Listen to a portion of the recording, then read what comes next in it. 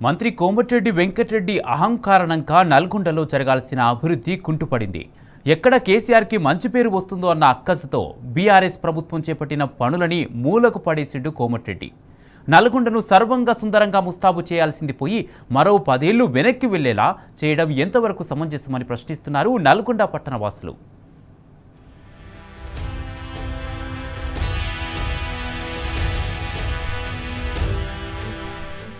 నల్గొండ పట్టణాన్ని దత్తత తీసుకున్నారు కేసీఆర్.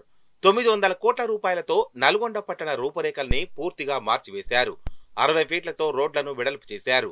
నల్గొండలో మూలమూల సర్వాంగ సుందరంగా ముస్తాబు చేశారు.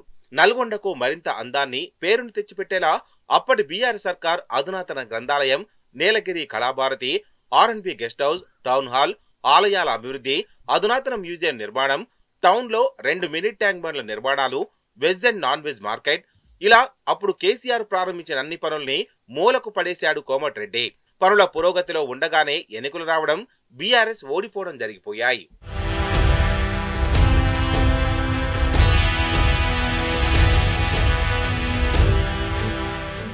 నల్గొండ నుంచి ఎమ్మెల్యేగా గెలిచిన కోమటిరెడ్డి వెంకటరెడ్డి R&B మినిస్టర్ అయ్యాడు. అంతే, బీఆర్ఎస్ హయాంలో ప్రారంభించిన పనులు అన్ని మధ్యలోనే ఆగిపోయాయి. అభివృద్ధి పనుల్ని కొనసాగించకపోగా ఆ నిధుల్ని పక్కదారి పట్టించి ఇతర మండలాలకు తరలిస్తున్నారు కోమటిరెడ్డి.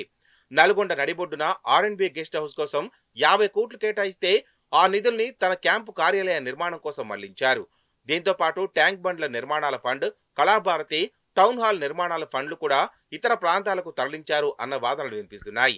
మళ్లీ బీఆర్ఎస్ ప్రభుత్వం వచ్చి ఉంటే నల్గొండ పట్టణం హైదరాబాద్ సిటీని తలపించేలా అందంగా అభివృద్ధి అయ్యాయని అంటున్నారు పట్టణ ప్రజలు.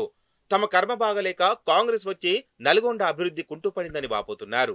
తెలంగాణ రాష్ట్ర ప్రభుత్వంలో మన గౌరవ కేసీఆర్ గారు నల్లగొండను దత్తత తీసుకొని అభివృద్ధి చేస్తా అన్న మాట ప్రకారం 1000 కోట్లు శాంక్షన్ చేసి 1987 మాస్టర్ ప్లాన్ ప్రకారం ఎంతో అభివృద్ధి చేసిండ్రు. మొత్తం బీట్ మార్కెట్ను సాగర్ రోడ్డుకు తరలించి ఈ పాత బీట్ మార్కెట్ మొత్తం ఇంటిగ్రేటెడ్ మార్కెట్ చేసి ఈ స్ట్రీట్ వెండర్స్ మొత్తం అందులో అలాట్ చేసి పరిశుభ్రంగా తయారు చేయాలనే ఉద్దేశంతో చేసిన ఇంటిగ్రేటెడ్ మార్కెట్ను ఇది ఓపెన్ చేస్తే టీఆర్ఎస్కు పేరు పోతుందనో ఏమో, కానీ ఇప్పటి ప్రభుత్వం దాన్ని పట్టించుకుంటలేరు. ఈ ప్రభుత్వం ఎవరికి పేరు వస్తుంది అని కాదు, ప్రజల కోసం వెంటనే ఈ అభివృద్ధి కుంటుపడిన అభివృద్ధి కార్యక్రమాలన్నీ చేపట్టాలని కోరుకుంటున్నా. ముఖ్యంగా నల్గొండ క్లాక్ టవర్ సెంటర్లో 10 కోట్ల వ్యయంతో 2000 మంది కూర్చునేలా చేపట్టిన నీలగిరి కళాభారతి నిర్మాణం ఇప్పటి వరకు అతిగతి లేదని ఆవేదన చెందుతున్నారు.